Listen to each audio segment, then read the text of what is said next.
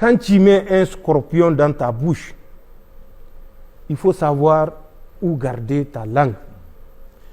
Quand tu mets un serpent dans tes sous-vêtements, la suite que chacun la devine.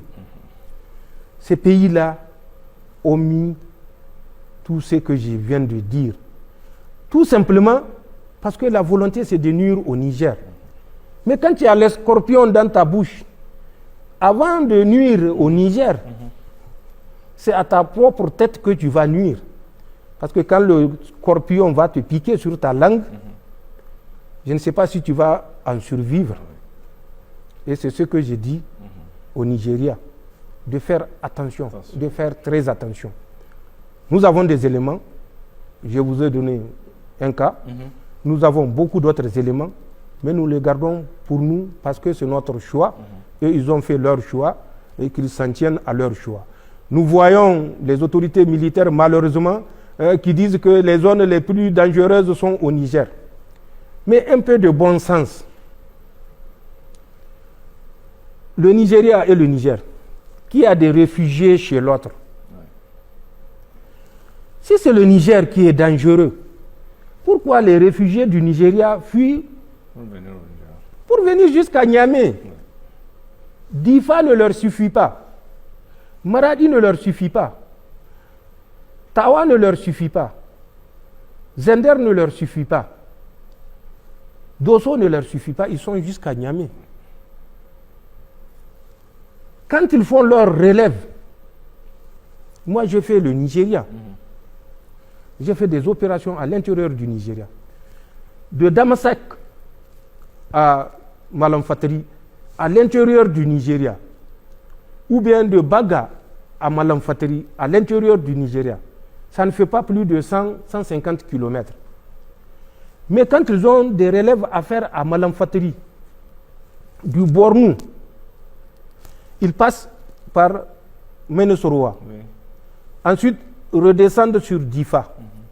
Ensuite, continuent sur Kabalewa. Et de Kabalewa, ils bifurquent vers Bosso. Et de Bosso, ils traversent la Komadougou pour aller à Malamfatari, à l'intérieur du Niger. Mais puisque le Niger est le territoire le plus dangereux, pourquoi vous faites plus de 400 km sur le territoire le plus dangereux, alors que vous pouvez vous épargner cette souffrance-là en parcourant juste 100 km. Donc, qu'ils crient pour faire un mur, moi je les invite. Il ne serait à rien d'accuser le Niger pour faire plaisir aux Français. Il faut accuser le Niger en ayant des éléments. C'est ce que j'ai fait. Quand je dis, je suis en mesure de dire, voilà les éléments. Nous allons faire de l'histoire militaire. C'est très important. Le Nigeria, le Biafra. C'est le Niger qui a créé le Biafra. C'est le Niger qui a provoqué le Biafra. 1967-1970. Après le Biafra, vous avez Maïtatsini. 1979. C'est des centaines de milliers de morts qui ont été enregistrés. Quand Maïtatsine a été vaincu dans les années 84-85, c'est Aboubakar Makani et Mohamed Aboubakar, son talibé, qui a pris la relève, a continué à tuer des Nigérians. Aboubakar Makani, c'est un gars de l'Adamawa à l'intérieur du Cameroun. Il a été pris, jugé, condamné à la peine de mort. Il a été libéré en 2006 au Nigeria. Lui qui avait été condamné à la peine de mort.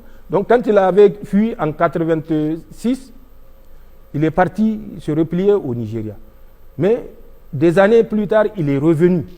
Et il a été pris en 2005, jugé et condamné à mort. Mais il n'a pas été exécuté. Ils l'ont libéré, je crois, en 2006. Je ne me rappelle pas exactement. Donc, il y a Maïtatsini, c'est au Nigeria. Le Niger n'a rien à voir là-dedans. Après Maïtatsini, vous avez le MOSOP, Movement of the Survival of the Ogoni People. Kenul, Bison, Saro, Oua. Vous avez tous entendu son nom.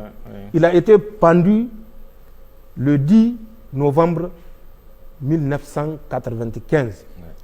Celui qui a créé avec notre professeur Layton, je crois c'est Frédéric Layton, ils ont créé le mouvement pour la survie du peuple Ogoni.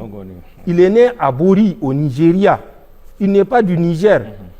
Ils ont conduit ce mouvement-là dans les années 90 jusqu'à ce qu'on le prenne et qu'on le pende le 10 novembre 1995 à Port Harcourt. Ce n'est pas un Nigérien. Il n'est pas du Niger, il est du Nigeria. Tous les autres, le secrétaire général du mouvement, Layton, là, dont j'ai parlé, est du Nigeria. Ce n'est pas un Nigérien. Donc, le Niger n'a rien à voir dans les troubles qui endeuillent le Nigeria. Après le MOSOP, donc Ken Saro-Oua, où la communauté internationale même s'est mobilisée, nous avons assisté au Mende, où jusqu'ici, Namdou Kanou, il est nigérien. C'est vrai, j'ai dit, les Ibo ont passé par le Niger, mais il y a plus de 3000 ans. Ils ont passé par le Niger, mais ce n'est pas des Nigériens. Si c'est le fait qu'on est passé par le Niger qui fait qu'on dise que c'est le Niger qui est dangereux, là je le consens, parce que je l'ai reconnu. Mais sinon, ce n'est pas des Nigériens. En tout cas, ils ne sont pas du Niger, ils sont tous du Nigeria. Après lui, le Mende, avec Namdi Kanou, nous avons Boko Haram, avec Youssouf Mohamed. Mais avant même Boko Haram, il y a d'autres mouvements, je n'aime pas parler, vous les connaissez, des mouvements musulmans, où il y avait eu des morts, des tueries. Je ne parle pas de ces mouvements-là. Venons à Youssouf Mohamed, dont le père a été tué justement pendant la révolte de Maïtatsini, ou la guerre sainte de Maïtatsini. C'est là où son père a été tué, Mohamed Youssouf. Oui. Donc, arrivons à Mohamed Youssouf. Mohamed Youssouf n'est pas nigérien. Il est du Bornou.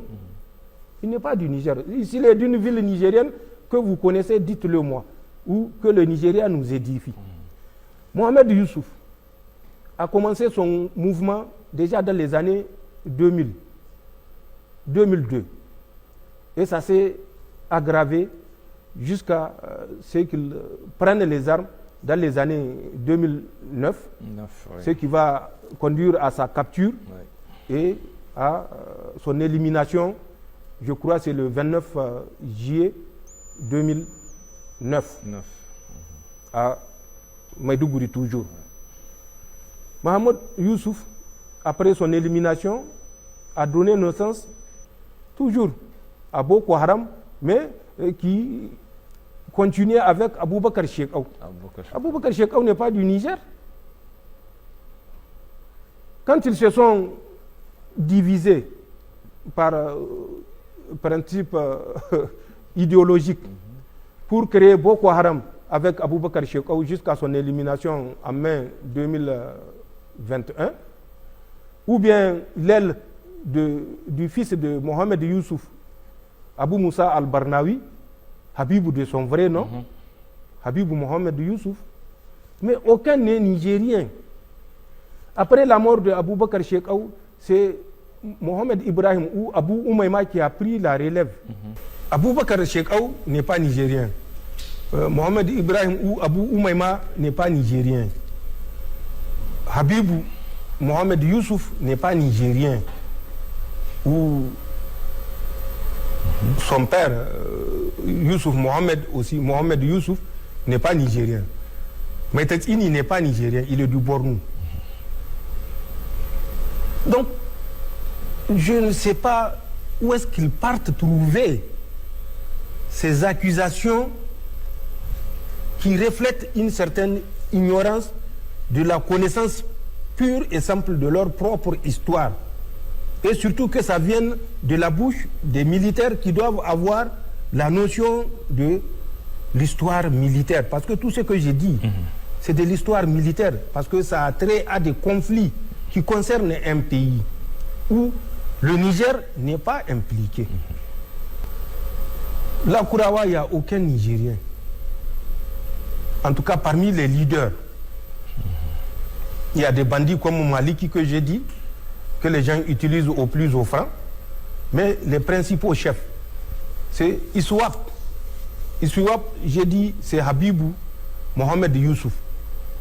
Ce sont ces éléments qui se sont associés aux éléments de l'EIGS et aux bandits armés qui gravitaient dans la zone de Sokoto, Katsina, Zamfara, Kebi pour former le mouvement Lakurawa.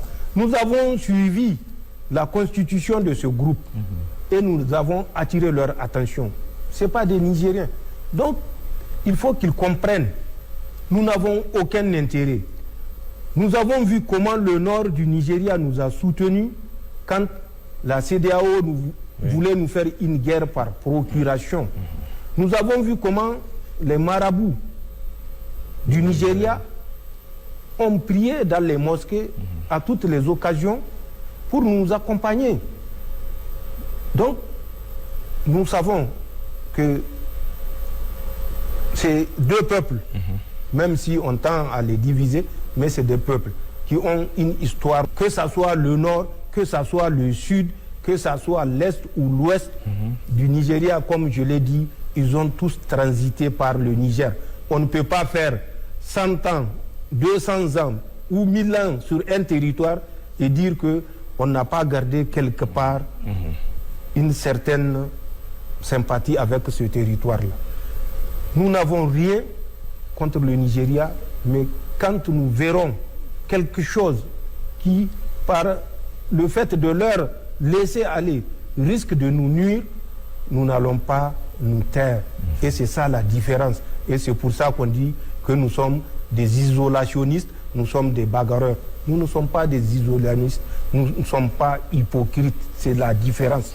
Un chat s'appelle un chat. Et le cheval, c'est un cheval jusqu'à preuve de contraire. En tout cas, jusqu'à ce qu'on change d'appellation. Et c'est ce que nous faisons.